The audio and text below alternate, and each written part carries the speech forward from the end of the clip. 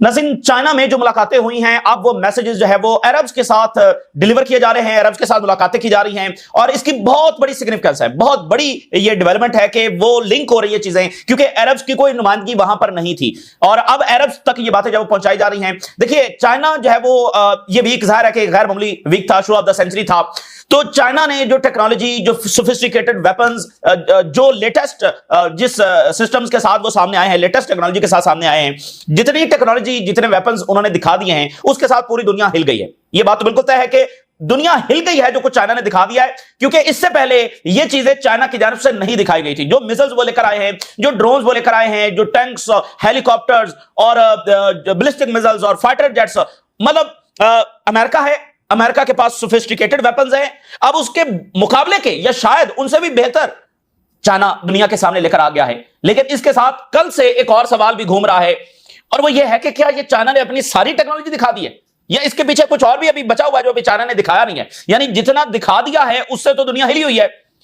अभी जैसे वो DF सीरीज है कि वो प्लेनेट के ऊपर किसी भी कोने को जाकर वो मिसाइल जब वो हिट कर सकते हैं। तो ये पहले एक रहता तो था खबरों में आगे पीछे के इंटेलिजेंस मालूमात के, अच्छा उनके पास ये हैं, लेकिन अब वो सामने लेकर आ गए, तो इससे दुनिया हिली हुई है। लेकिन क्या पीछे भी कुछ मजीद है जिसको अभी चाइना नहीं दिखा रहा? तो देखिए, सोवियत यूनियन कोलैप्स होता है, दुनिया के पास दूसरा ऑप्शन खत्म हो जाता है। और सोवियत यूनियन भी अगर आप देखें तो वो, अगर हम इन कंपैरिजन चाइना देखते हैं तो सोवियत यूनियन यानी चाइना के मुकाबले में वो इतनी पावर नहीं रखता था अमेरिका से लड़ने के लिए। चाइना ज्यादा विजडम के साथ है, चाइना की इकोनॉमी सोवियत यूनियन से बहुत बड़ी है, चाइना इनोवेशंस का जब वो मरकज है, फिर चाइना को इत्तेहादियों की कमी कोई नहीं है। सोवियत यूनियन तो उसका भी एक जो इमेज था, जाहिर है कि वो भी जंगों में इन्वॉल्व रहा आखिर वक्त में, और उसकी कोई अमेरिका से जंग नहीं हुई कि वो कोलैप्स हुआ, बल्कि वो अफगानिस्तान में उसने अपने आप को एंगेज कर लिया। हालांकि उससे पहले जो अमेरिका ने इतना बड़ा डिजास्टर किया अपनी फौजें वियतनाम में भेजकर, इतना बड़ा डिजास्टर था, तो वो कवर अप उन्होंने किया। अगर सोवियत यूनियन अफगानिस्तान पर हमला ना करता तो जो वियतनाम में शिकस्त तो हो चुकी थी, पता नहीं उसका नतीजा क्या निकलता, लेकिन वो कवर अप हो गया क्योंकि ये अफगानिस्तान। तो चाइना तो किसी जगह पर नहीं है, चाइना तो कोई जंग नहीं छेड़ रहा, तो ना उसको इत्तेहादियों की कमी है, ना उसका बैकग्राउंड जो जंगों वाला है, ना उसकी इंटेंशन जंगे हैं, इकोनॉमी उसकी सेकंड लार्जेस्ट है, वो तेजी के साथ आगे बढ़ रहा है, ठीक है ना। और उसकी अच्छा, इवन जो अभी ताजा तरीन सर्वे हुआ, ट्रंप से भी ज्यादा पॉपुलर प्रेसिडेंट शी हो चुके हैं, ठीक है ना। चाइना के सदर जो हैं वो ट्रंप से भी ज्यादा पॉपुलर हो चुके हैं। तो ये एक बड़ी रियलिटी जो है वो दुनिया में अब उभर चुकी है। अब हर कौम को रिस्पॉन्ड करना है कि वो इस नई रियलिटी की तरफ कैसे देखते हैं। उनको अब चाइना की तरफ जाना ही जाना है अगर अमेरिका के साथ उनके मामला चल नहीं रहे, क्योंकि पहले तो ऑप्शन कोई नहीं था। तो उसमें सबसे बढ़कर मिडिल ईस्ट है, सबसे बढ़कर अरब्स हैं। ये हो नहीं सकता कि न्यू वर्ल्ड ऑर्डर डिस्कस हो रहा और मिडिल ईस्ट डिस्कस ना हुआ हो। तो ये पसे पर्दा कुछ ना कुछ बहुत गैर मामूली चल रहा है। पहले टर्की के फॉरेन मिनिस्टर जो है वो वहां से कॉल करते हैं अरब्स को, सऊदी अरेबिया, कतर, ओमान, इन मुल्कों को जो है वो कॉल की जाती है। अब यानी कि जो दूसरी नेशन पर्शियंस वहां पर मौजूद थे वो अब जो है वो राब्ते कर रहे हैं और मुलाकातें कर रहे हैं। बड़ी गैर मामूली बात है, इसके ऊपर हम बात करेंगे, लेकिन ये बिल्कुल एक नया चैप्टर। उधर वो कह रहे हैं कि अब्राहम अकॉर्ड खत्म कर देंगे, इधर चाइना का राइज वो हो चुका है। अच्छा जी, नॉर्थ कोरिया ने ऐलान कर दिया है कि हम तो मजीद फौजी भेजेंगे रशिया की मदद के लिए। कितनी बड़ी ये बात है, नॉर्थ कोरिया कह रहा है कि हम मजीद फौजी रशिया के लिए भेजेंगे और पूरी तरह से हम साथ खड़े हैं। रशिया के खिलाफ उठने वाला हर कदम को हम ऐसे ही समझेंगे कि वो कदम हमारे खिलाफ उठाया गया है।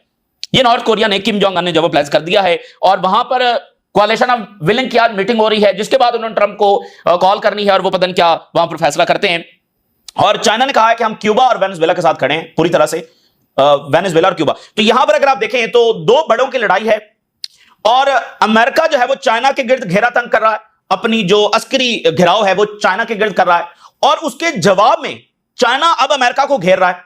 लैटिन अमेरिका में, क्यूबा में अब जाहिर है कि उनके ताल्लुकात अच्छे हैं, और इवन जो अफ्रीका की कोस्टल लाइन है जो अटलांटिक वाली है, वहां पर वो बेसिस बनाने के लिए काफी ज्यादा वहां पर उनके प्रोजेक्ट्स जो चल रहे हैं। तो चाइना इंटरेस्टेड नहीं है एक्सपेंशन में, अमेरिका को घेरने में, लेकिन जब वो आपको घेरने आ रहे हैं तो फिर आपको जवाबी इकदाम उठाना पड़ेंगे। तो ये दो बड़ों की लड़ाई है, लेकिन फिर नीचे कहीं वेनेजुएला आपको नजर आएगा, कहीं मिडिल ईस्ट नजर आएगा, कहीं साउथ एशिया नजर आएगा, कहीं जो है वो साउथ ईस्ट एशिया जो नजर आएगा, कहीं सेंट्रल एशिया में कोई लड़ाई आपको नजर आएगी। तो ये नीचे बहुत सारे थिएटर्स हैं, लेकिन ऊपर ये दो बड़ों की लड़ाई है। और इसमें जो और बड़ा वाकया हुआ है, बहुत बड़ा वाकया है, आसियान के जो ममालिक हैं यानी साउथ ईस्ट एशिया वाले, मलेशिया, सिंगापुर, इंडोनेशिया, बहुत ज्यादा इनकी इंपॉर्टेंस है। यानी न्यू वर्ल्ड ऑर्डर में तो इनके बगैर मामला चल ही नहीं सकता है। तो मलेशिया के जो प्राइम मिनिस्टर है वो शरीक थे। अब उन्होंने भी कहा है कि आसियान जो है वो एससीओ के मेंबर बने, तमाम आसियान कंट्रीज जो हैं वो एससीओ के मेंबर बनने चाहिए। तो आप देखिए, चाइना को वो घेरना चाह रहे थे, सेंट्रल एशिया चाइना का इत्तेहादी, साउथ एशिया तमाम ममालिक चाइना के इत्तेहादी, साउथ ईस्ट एशिया चाइना का इत्तेहादी, अफ्रीका चाइना का इत्तेहादी, लैटिन अमेरिका चाइना का इत्तेहादी, दरमियान में फैसला होना है मिडिल ईस्ट का। मिडिल ईस्ट में ईरान तो है चाइना का इत्तेहादी, और टर्की पहला उसका विजिट हुआ है, देखते हैं उनके मामला आगे कैसे चलते हैं, और मिस्र जो है वो भी चाइना की तरफ बढ़ रहा है।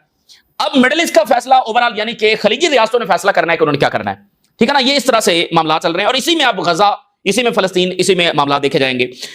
अच्छा जी, अब ईरान के जो वजीर खारजा हैं वो चाइना से पहुंचे हैं, कहां पर, वो पहुंचे हैं कतर, और अमीर कतर के साथ जो है वो उनकी मुलाकात हो रही है, और गैर मामूली ये सारे इकदाम हैं कि ईरान के फॉरेन मिनिस्टर यहां, और ईरान के सदर का जो मैसेज है उन्होंने कन्वे किया है अमीर कतर को। तो ये हो नहीं सकता है कि चाइना में मिडिल ईस्ट डिस्कस ना हुआ हो, चाइना के अंदर जब वो गजा फलस्तीन डिस्कस ना हुआ हो, सीरिया डिस्कस ना हुआ हो, प्यूटन है, उर्दगान है, ईरान है, तो ये हो नहीं सकता कि ये सारी चीजें डिस्कस ना हुई हो, और तभी तो राब्ते हुए और तभी तो ये मुलाकातें हो रही हैं। तो कुछ ना कुछ बिहाइंड द क्लोज डोर जो है वो चल रहा है। ईरान के फॉरेन मिनिस्टर जो है वो फॉरेन मिनिस्टर के साथ मुलाकात नहीं कर रहे हैं, बल्कि अमीर कतर के साथ उनकी मुलाकात हो रही है। यानी ईरान के फॉरेन मिनिस्टर आकर कतर के फॉरेन मिनिस्टर से नहीं, अमीर कतर के साथ उनकी मुलाकात हुई है, और अमीर कतर जो है उनको एक वर्बल मैसेज है वो प्रेसिडेंट ऑफ ईरान का पहुंचाया गया है रीजनल सिचुएशन के बारे में, ठीक है ना। तो ये बिल्कुल मैं आपको बता रहा हूं, आने वाले दिनों में ये चीजें आ जाएंगी कि चाइना में क्या डिस्कस हुआ है मिडिल ईस्ट के हवाले से। लेकिन ये हो नहीं सकता कि वहां पर आप वर्ल्ड ऑर्डर की बात करें और उसमें फलस्तीन का तज़किरा ना हो, उसके अंदर मिडिल ईस्ट का तज़किरा ना हो। तो एशियन सेंचुरी, चाइना का राइज, चाइना के ये लेटेस्ट वेपन्स और टेक्नोलॉजी, देखें अब आपके पास ऑप्शन है कि आप चाइना से जदीद तरीन टेक्नोलॉजी खरीद सकते हैं। अब सिर्फ आपको अमेरिका पर डिपेंडेंट होने की जरूरत नहीं है।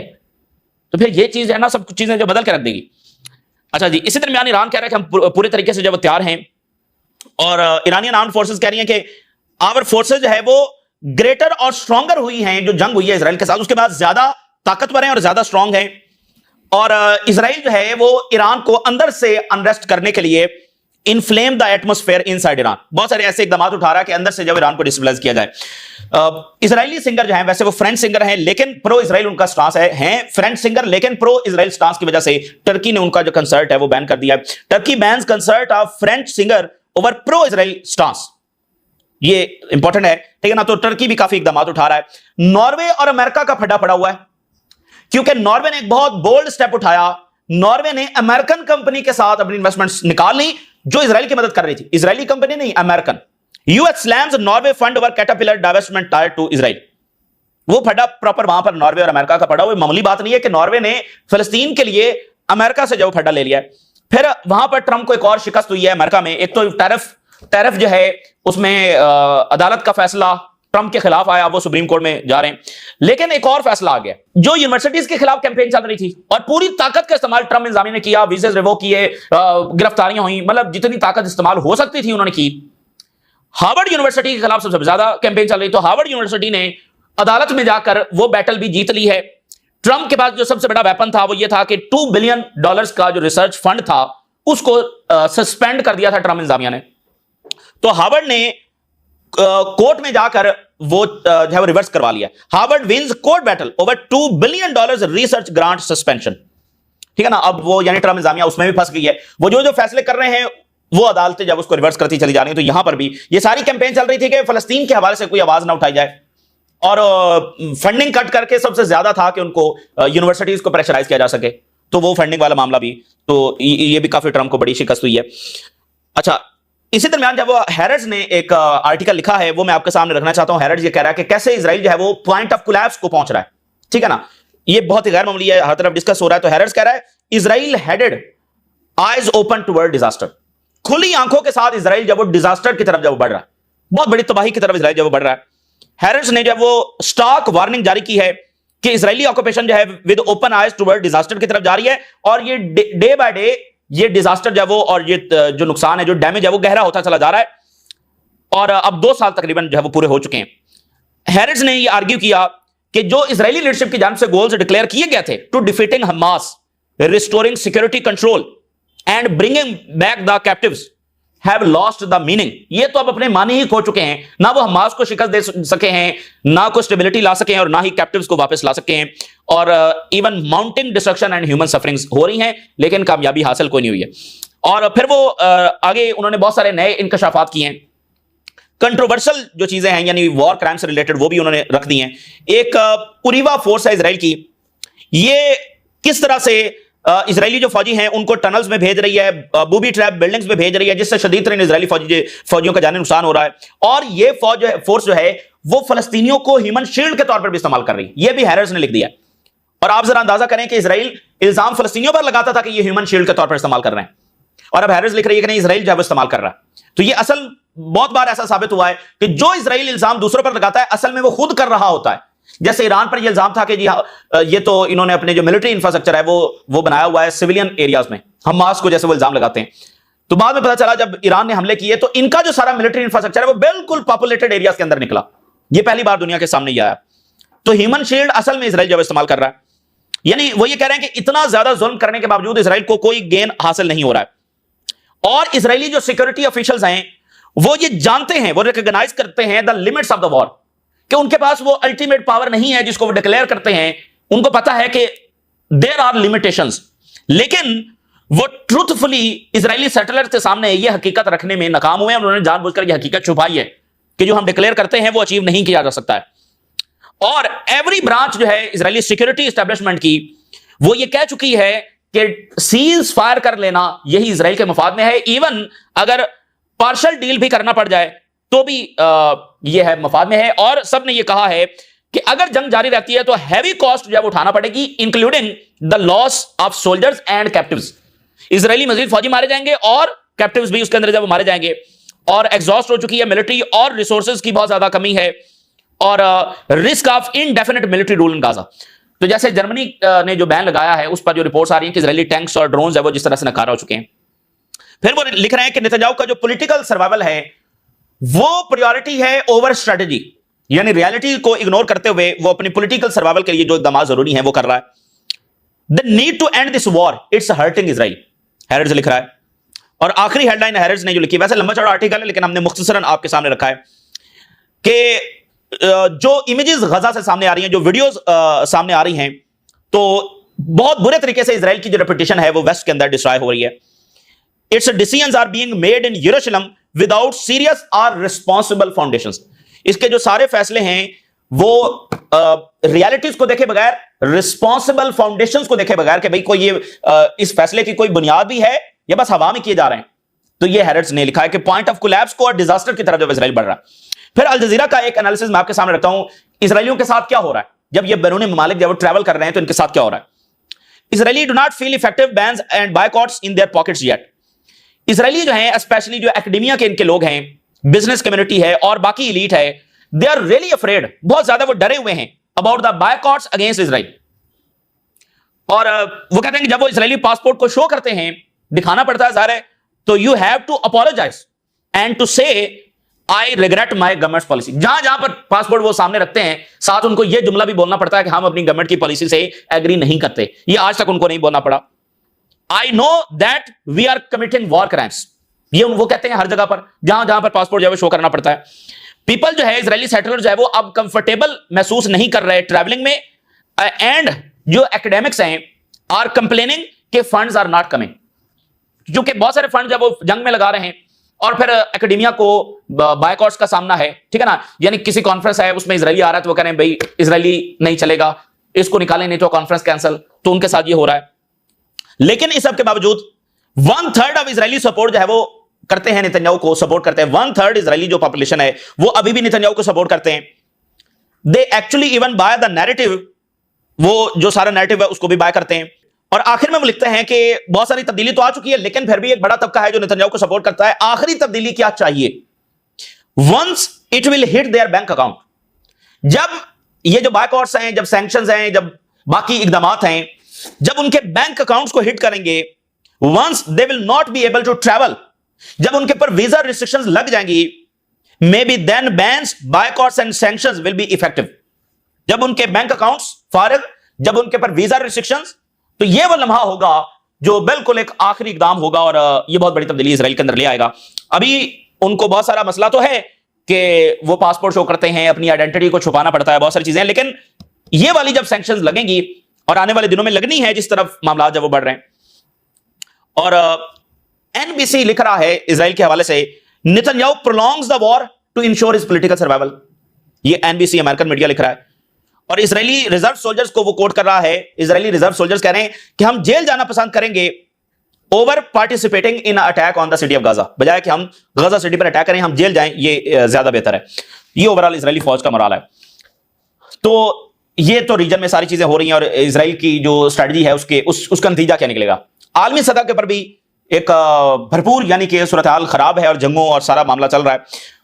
चाइना के जो सदर हैं उन्होंने कहा है कि हम क्यूबा के साथ खड़े हैं पूरी तरह से और वेनेजुएला के साथ खड़े हैं और क्यूबा के ऊपर जो सैंक्शंस लगी हुई हैं उसमें हम मुकम्मल सपोर्ट करते हैं। President Xi Jinping रीअफर्म्स China support for Cuba amid US sanctions. China और क्यूबा ने न्यू एग्रीमेंट साइन किए हैं जिसमें वो ट्रेड, टेक्नोलॉजी और सिक्योरिटी जो है वो आगे बढ़ाएंगे। देखें, मैंने कहा कि चाइना क्या इन कौमों को रेस्क्यू करने के लिए आएगा? ब्राजील के ऊपर टैरिफ हैं, क्यूबा के ऊपर सैंक्शंस हैं, ईरान के ऊपर सैंक्शंस हैं और बाकी सब के ऊपर सैंक्शंस हैं। तो अगर सैंक्शन का क्या मतलब है? वो ट्रेड नहीं कर सकते, उनकी इकोनॉमी ग्रो नहीं कर सकती। तो अगर चाइना उनको टेक्नोलॉजी दे, अपनी इकोनॉमी में उनको शेयर दे, उनके साथ ट्रेड करे, तो उनका सर्वाइवल मुमकिन है ना। जैसे ईरान का अगर ऑयल खरीदना बंद कर दे चाइना तो शायद ईरान का सर्वाइवल उस तरह से ना हो सके। अगर रशिया से ऑयल खरीदना बंद कर दे चाइना तो शायद रशिया का इस तरह से सर्वाइवल ना हो सके। तो चाइना ने रेस्क्यू करने के लिए आना है। तो अब अमेरिका के दरवाजे के ऊपर एक बहुत बड़ा मुल्क, बहुत छोटा मुल्क है लेकिन बहादुरी के हवाले से बहुत बड़ा मुल्क है। तो 50 साल से सैंक्शंस क्यूबा के ऊपर लगी हुई हैं, अभी तक वो झुके नहीं है। तो अब चाइना कह रहा है कि उन्होंने नए एग्रीमेंट साइन कर लिए हैं। ये बड़ा गैर मामूली है क्योंकि बिल्कुल अमेरिका के दरवाजे के ऊपर है क्यूबा। तो उधर अमेरिका जो है वो चाइना को घेरे में ले रहा है और अब चाइना खुलकर जो है वो उनके इर्द गिर्द जब अपनी इन्फ्लुएंस जब बढ़ा रहा है और उन कौमों को रेस्क्यू करने के लिए पहुंच रहा है। और वेनेजुएला के उन्होंने सपोर्ट का ऐलान किया है। नॉर्थ कोरिया कह रहा है कि हम तो मजीद फौजें भेजेंगे रशिया के लिए और मुकम्मल सपोर्ट का ऐलान करते हैं। North Korea pledge full support for Russia, cements North Korea and Russia partnership, मजीद उसको गहरा और ताकतवर बनाया। प्यूटन और किम जोंग की मुलाकात हुई है। अच्छा, उसमें एक और इंटरेस्टिंग बात है, प्यूटन और किम जोंग की मुलाकात हुई, फिर ट्राइलेटरल मुलाकात हुई प्यूटन, किम जोंग और प्रेसिडेंट शी की। चीनी सदर प्यूटन और किम जोंग की ट्राइलेटरल मीटिंग भी हुई है। किम जोंग की चाइना के सदर के साथ मुलाकात हुई, फिर किम जोंग की प्यूटन के साथ मुलाकात हुई और ट्राइलेटरल मुलाकात हुई। तो उसमें उन्होंने बहुत सारे फैसले किए, ठीक है ना। और उसमें उन्होंने कहा कि हम मजीद फौजें भेजेंगे। इससे पहले खबर के मुताबिक कोई 2000 के करीब नॉर्थ कोरिया के फौजी मारे गए वहां पर, 2000, ये बड़े नंबर्स हैं।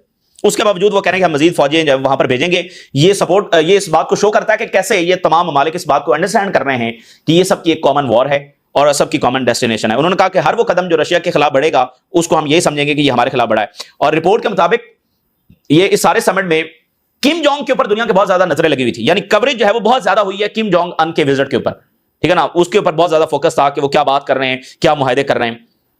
और डिप्लॉयड थाउजेंड्स मोर, हजारों मजीद फौजी जो है वो हम वहां पर डिप्लॉय करने जा रहे हैं, ये नॉर्थ कोरिया कह रहा है।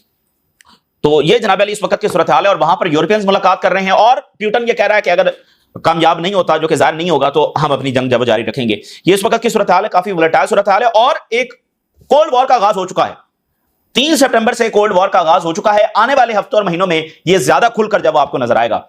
यह ताजा तरीन सूरत हाल जो आपके साथ शेयर किया हमने, राज लगा करने इजाजत दीजिए। अल्लाह हाफिज।